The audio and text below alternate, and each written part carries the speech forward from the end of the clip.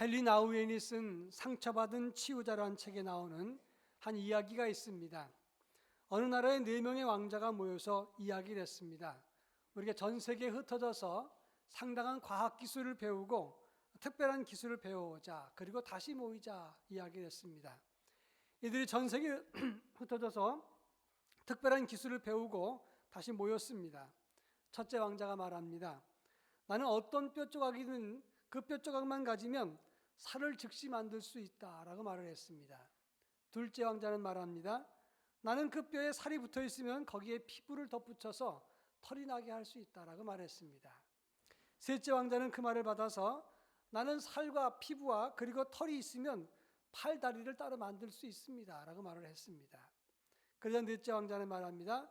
나는 어떤 생물이든 팔다리가 있고 완벽한 형태를 갖추면 나는 거기에 생명을 불어넣어서 그래서 그것을 살게 할 수 있는 능력이 있습니다 라고 말을 했습니다.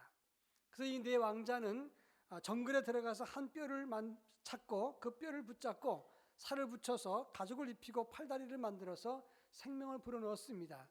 그러고 보니까 그 뼈가 사자의 뼈였던 겁니다. 사자가 으르렁거리더니 그 네 왕자를 잡아먹고 숲속으로 들어갔다, 그런 이야기가 있습니다. 배은망덕한 사자의 이야기입니다. 사실은 이것은 배은망덕한 사자의 이야기가 아니라 하나님의 은혜를 잊어버린 인간들의 이야기를 한 것이라고 말할 수 있는 것입니다. 오늘 우리가 읽은 본문의 말씀도 이와 같은 맥락에서 우리가 이해할 수 있는 본문입니다. 이스라엘 백성들이 출애굽을 한 다음에 한 달이 지났을 때 그들이 애굽에서 가져온 식량이 다 떨어졌습니다. 그래서 그들은 하나님을 원망하고 불평하기 시작했다는 내용이 오늘 우리가 읽은 본문의 내용입니다. 1절과 2절 말씀을 보면 그들은 지금 엘림과 시내산 사이에 신광야에 이르렀다고 했습니다. 그리고 그때는 출애굽 둘째 달 15일이라 이렇게 말을 했는데, 이 말은 지금 출애굽을 해서 한 달이 지났다는 것을 말하는 것입니다.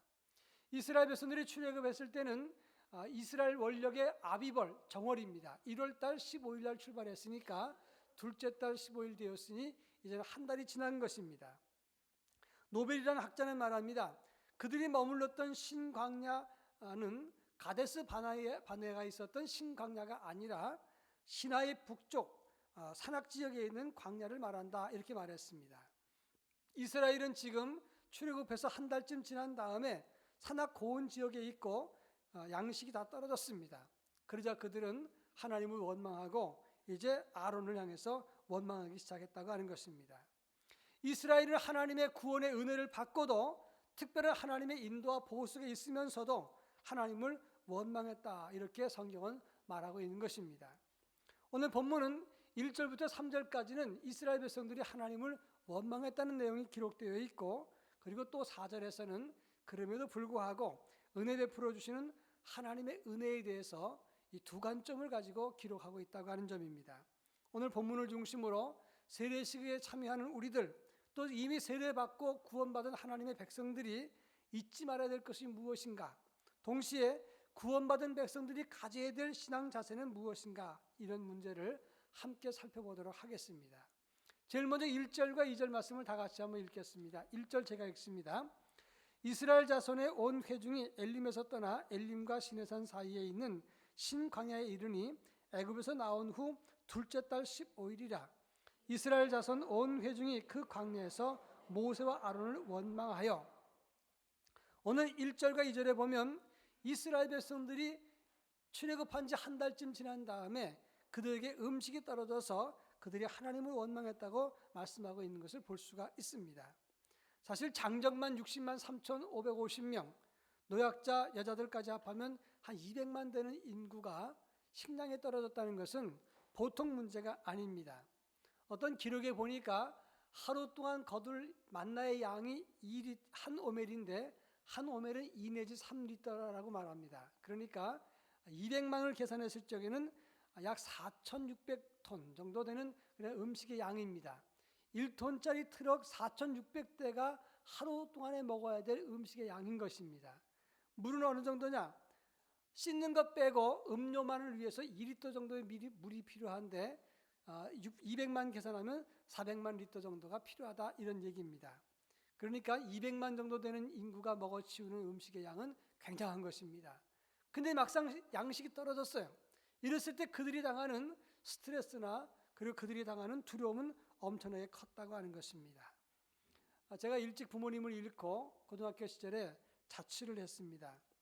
월급을 타면 제일 먼저 한 일이 뭐냐면 정부미 한 포대 사놓고 여름에는 연탄 50장, 겨울에는 연탄 100장을 들여놓는 일이 가장 먼저 있었던 일입니다.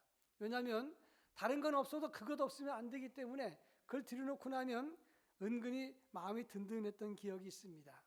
근데 그 당시에 동생이 먹성이 참 좋았어요. 열심히 먹으니까 이건 먹성 좋은 아이 보고 먹지 말라 그럴 수도 없고 그렇다고 해서 마냥 먹게 할 수도 없고 그래서 은근히 고민했던 기억이 지금도 납니다. 1월 31일과 2월 28일은 며칠 차이 안 납니다. 근데 한 달이 28일이라는 것이 얼마나 고마운지 그때 경험했던 바가 있었습니다. 식량이 없다는 것이 얼마나 불안한 일인가 저는 어린 나이에 이미 경험을 했습니다. 마찬가지입니다. 지금 200만 정도 많은 사람들이 광야에서 음식이 없었다, 식량이 없었다는 얘기는 이스라엘 사람들이 불안하고 긴장됐다는 것을 말하는 것이고 그러기 때문에 하나님을 향해서 원망했던 것입니다. 그래서 충분히 그들의 마음을 이해할 수가 있는 것입니다. 그런데 중요한 것은 아무리 그래도 하나님이 그들에게 어떻게 했는가를 그들이 잠시 잊어버리고 있었다는 것을 우리가 간과할 수 없다는 점입니다. 이스라엘 백성들이 애굽에서 430년 종노릇했을 때 하나님은 10가지 재앙을 내리시고 그들을 애굽에서 나오게 했습니다. 10가지 재앙은 애굽의 신과 다 연결된 것들입니다. 애굽 신은 무력화시키고 하나님이 그들을 데리고 나오셨던 것이고 홍해바다를 가르신 일 그리고 수르 광야에서 이 쓰디 쓴 마라에 쓴 물을 단물로 바꾸신 하나님 불기둥과 구름기둥으로 인도했던 하나님의 역사가 있었는데도 그것을 잠시 망각하고 그들은 눈앞에 있는 식량 떨어진 문제 때문에 하나님을 원망했다고 하는 것입니다. 하나님이 그들을 책임져 주셨기 때문에 전적으로 하나님을 신뢰해야 되는데도 그들은 하나님을 믿지 못하고 의심하고 원망했다 이 말씀입니다. 지금은 미국에서 공부하고 있습니다마는 저희 집 큰아이가 아주 어릴 때였어요. 이 아이가 어느 날 앉아가지고 골똘히 뭘 생각하길래 제가 그 아이에게 물었습니다. 너 지금 무슨 생각하니? 그랬더니 이 아이가 아빠가 나 중학교 들어간 다음에 등록금 안 해주면 어떡할까? 그것 때문에 걱정한다는 거예요. 그래서 제가 그 소리를 듣고는 얘야 걱정할 걸 걱정해라. 내가 너를 낳았고 그 다음에 넌 내 아들인데 내가 너를 책임지는데 네가 왜 그걸 걱정하니? 이런 얘기를 해줬던 적이 있었습니다. 우리가 세례를 받고 이스라엘 백성들은 출애굽을 하고 우리 모두가 하나님 자녀가 되었다는 것 그것은 하나님의 특별한 섭리와 은혜였고 하나님의 자녀인 증거가 되는 것입니다. 그런 우리가 눈앞에 있는 작은 것 때문에 고민하는 것 그리고 하나님을 원망하고 의심하는 것은 하나님이 기뻐하는 일이 아니다는 사실을 알아야 되는 것입니다. 로마서 8장 32절에 보면 자기 아들을 아끼지 아니하시고 우리 모든 사람을 위해서 내어주신 이가 어찌 아들과 함께 모든 것을 주시지 않겠느냐 이렇게 말씀하고 있는 것입니다. 뿐만 아니라 이사야 43장에 보면 너는 두려워 말라 내가 너를 구속하였고 내가 너를 지명하여 불렀나니 너는 내 것이라 애굽과 구스와 스바를 다 주고도 너를 대신하여 주었다 이렇게 말씀하고 있습니다. 그 큰 땅 애굽과 구스와 스바를 주고도 너를 바꾸지 않는 것 그리고 너는 내 아들이다 너는 내 자손아 예수 피값으로 산 존재다 이렇게 주님은 우리에게 말씀하고 있는 것입니다. 이 크신 은혜를 베푸신 하나님 앞에서 우리가 지금 당장 눈앞에 먹을 것이 없다고 시련이 있다고 하나님을 의심하거나 하나님을 원망해서는 안 되는 일이었다 이런 말씀인 것입니다.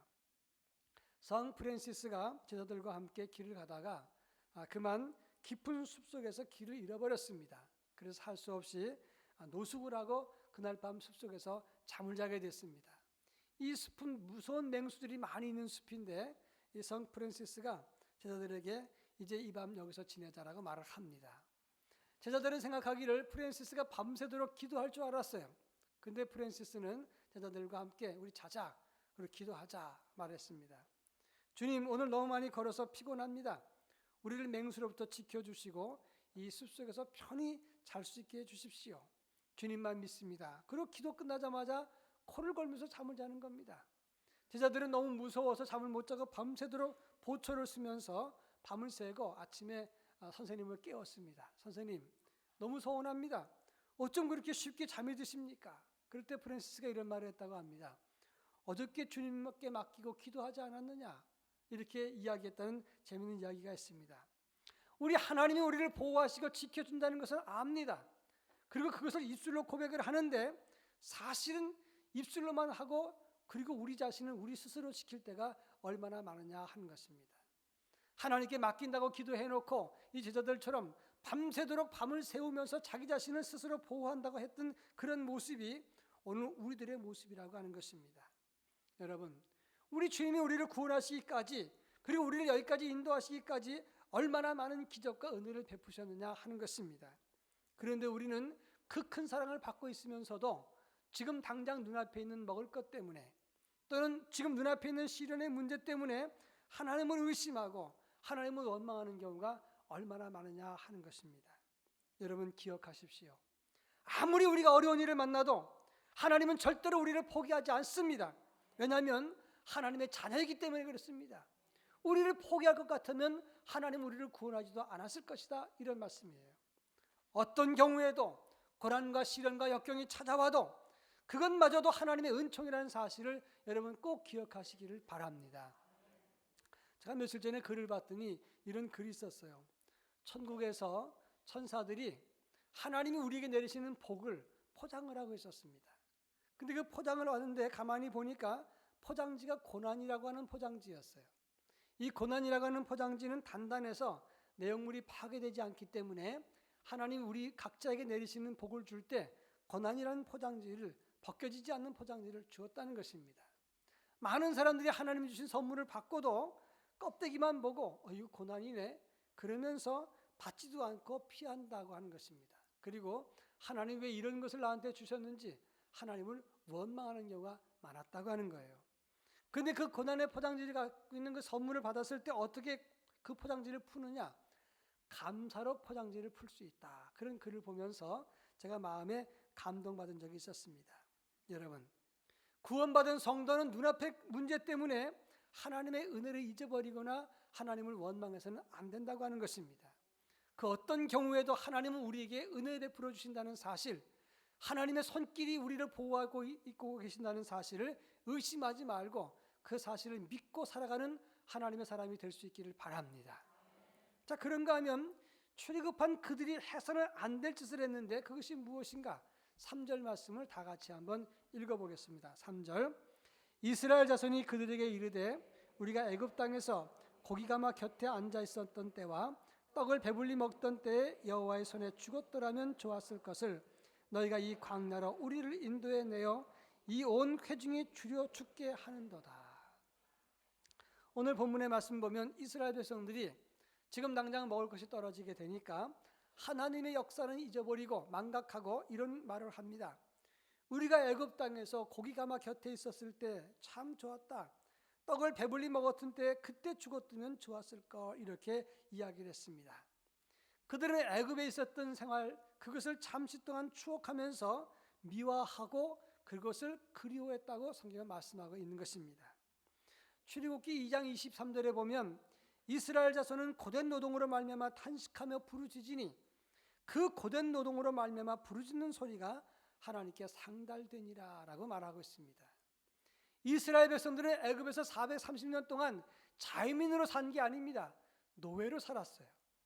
강제 노동에 시달렸고 그들이 먹었던 음식은 노예민의 음식이었던 것입니다. 그리고 그 음식 노동하고 끝난 다음에 바로 주는 것도 아니고 주인에게 음식을 대접해야 됩니다. 고기가마 옆에 있거나 음식을 굽거나 음식을 만들어서 주인을 공개하고 그 다음에 약간의 음식을 얻어먹을 수는 있었을 것입니다. 그러나 그들은 그 음식의 주인공이 아니었어요. 눈칫밥을 먹는 노예민이었고 노예 음식은 따로 있었다고 하는 것입니다. 그런데 그들은 하나님의 은혜 속에 출애굽했으면서도 그 노예 시절을 그리워하고 미화하고 그때를 추억하고 있다, 이 말씀입니다. 아까도 말씀드렸지만 저는 중학교 2학년 때 양친을 잃었습니다. 그래서 할 수 없이 제 동생과 함께 김포에 계신 작은아버지 댁에 가서 얹혀 살게 됐습니다. 저희 작은아버지는 교편을 잡고 있는 선생님이셨는데 우리 두 조카를 아주 잘 대해줬습니다. 작은 아버지 집에 사는 동안은 그렇게 문제가 없었어요. 그런데 그 동네가 신씨를 갖고 있는 집성촌이었어요. 저희 작은 어머니가 신씨이신데, 그러니까 그 동네에서 잔치를 하게 되면, 장례나 결혼식을 하게 되면 2, 3일 동안 밥을 안 해요. 그리고 그 집 가서 다 동네 사람이 먹는 겁니다. 그런데 제 사촌 동생들은 자기 외가댁이니까 가서 마음껏 먹어요. 그리고 밥 주세요. 그럼 밥도 주는데, 우리는, 동생과 저는 가가지고 누구한테 밥을 달라 그래야 될지, 또 밥 달라 그러면 얘들은 누구냐 이렇게 말할 때마다 정말 불편했습니다. 그러면서 그때 느낀 것이, 이게 눈칫밥이라는 것이구나 하는 것을 느낄 수가 있었어요. 저는 그래서 지금도 밥때가 됐을 때 그 자리에 있으면 다 먹어야 된다는 주장입니다. 그리고 누구는 빼고 누구는 더 주고 이런 것이 없이 다 같이 먹어야 된다는 그런 주장이에요. 그때의 기억이 추억은 됩니다만은 그것은 상처가 되는 기억이지 아름다운 기억이 아니었어요. 그래서 지금도 그런 트라우마가 제 안에 있다고 하는 것입니다. 애굽에서 밥을 얻어먹었던 그 기억은 아름다운 기억이 아닙니다. 미화될 수 있는 기억도 아닙니다. 동경하는 기억도 될 수 없습니다. 그때는 얻어먹는 눈칫밥에 노예 음식을 먹던 그런 때였다고 하는 것입니다. 그런데 이스라엘 백성들은 지금 당장 어려우니까, 지금 당장 힘드니까 그때를 추억하면서 그때가 참 좋았다라고 말을 합니다. 그러면서 하는 말이, 그때 죽었으면 좋았을 뻔했다라고 말을 했습니다. 이것은 하나님 마음에 상처를 주는 이야기였어요. 오늘 우리도 마찬가지입니다. 예수 믿고 구원받은 다음에 하나님의 은혜를 체험하고도 여전히 지나간 과거, 옛 습성, 그리고 옛 죄된 생활을 추억하거나 동경하거나 그때를 기억한다면, 그때를 미워한다면 이것은 하나님을 기쁘시게 하는 것이 아니라고 하는 말씀이에요. 제가 아는 목사님 중에 한 분이 옛날에 조직원 출신이 있었어요. 그러니까 쉽게 말하면 무슨 어떤 그 조폭 조직에 말단 조직원으로 있다가 예수 믿고 거듭난 사람이 있습니다. 그리고 난 다음에 신학 공부를 해서 목사가 되고 개척을 했는데, 교회 이름을 옛날 조직 이름으로 땄어요. 그래가지고 교회 이름을 지었는데, 옛날 자기가 주목세계에 있을 때 그 조직 이름을 교회 이름으로 정했어요. 그리고 늘 항상 그 교회를 위해서 기도할 때마다 그 조직을 생각하는 거예요. 제가 그걸 보면서 저 사람 참 특이한 사람이다. 왜 하필이면 거듭났으면 새로운 이름을 줘야지 옛날 조폭 이름 그걸 갖다가 따갖고 교회 이름을 세웠는지 모르겠다 생각을 했어요. 가끔씩 그 친구는 목사들이 있을 적에 가끔씩 내가 옛날에 이런 사람이야 아주 그렇게 힘을 주면서 말할 때가 있어요. 그때마다 느낀 것이, 정말 끄는 것인가? 그게 하나님을 기쁘시게 하는 것인지 하나님을 기쁘시게 못하는 것인지 아는가? 이런 생각을 할 때가 있어요. 우리가 예수 믿고 구원받았다는 것이 무슨 말입니까? 지나간 노예 생활, 과거의 애굽 생활, 죄된 생활을 추억하고 미화하고 거기에 연줄을 닫는 것이 아니라 그것을 끊는 삶입니다. 그것을 동경하는 삶이 아니라 그것부터 끊어진 생활, 그것부터 돌이키는 생활을 하는 것이 예수 믿는 믿음의 삶이라는 것을 알아야 된다는 것입니다. 세례받고도 구원받고도 하나님의 자녀이면서도 교회 출입하면서도 여전히 옛 생활과 더불어 산다면 그것은 올바른 믿음 생활이라고 볼 수가 없는 것입니다. 제가 얼마 전에 우연히 텔레비전 보다가 127시간이라는 영화를 한 편 봤어요. 처음에는 그냥 우연히 봤는데 점점 빨려 들어갔습니다. 그 127시간이라는 영화는 2003년 아론 렐스턴이라고 하는 그 당시 27살 많은 청년이었는데, 그 청년이 캐니언 랜드에서 있었던 실화를 영화로 만든 것입니다. 이 친구가 유타주의 사막 협곡을 혼자 등반하다가 그냥 미끄러졌습니다. 그리고 위에서 낙석이 떨어졌는데 450kg짜리 바위가 이 친구가 있는 그 바위에 이 오른팔을 짓누른 겁니다. 그래서 이 협곡에 떨어져서 어느 턱에 걸쳐 있었는데 거기에서 450kg의 바위에 자기 오른손이 낀 거예요. 아무리 빼려고 해도 뺄 수가 없습니다. 이 손은 으스러져 있고 피는 흐르고 그런 상태입니다. 그런 상태에서 사흘간 버텼는데 가지고 쓰는 배낭 안에 있었던 물과 빵이 다 떨어졌어요. 그가 조난당한 사실을 아무도 모릅니다. 빠져나올 수가 없는 거예요. 왜냐하면 거기 끼어서 그대로 있으면 죽는 거니까. 그래서 $15짜리 프레시 하나 살 때 공짜로 준 다용도 칼이 하나 있었는데 그 칼 가지고 마취도 없이 자기 손을 이렇게 동여맨 다음에 오른팔을 잘라냅니다. 그리고 25m 그 바위산에서 로프로 내려와서 10km를 걸어가 가지고 등반객들에게 자기 자신을 이야기하고 구조 요청을 하게 됩니다. 그리고 헬기가 출동해서 이 사람의 생명을 건진 이야기입니다. 왜 127시간이냐? 팔이 낀 채로 5일 하고도 7시간이 있었기 때문에 합해서 127시간이 된 것입니다.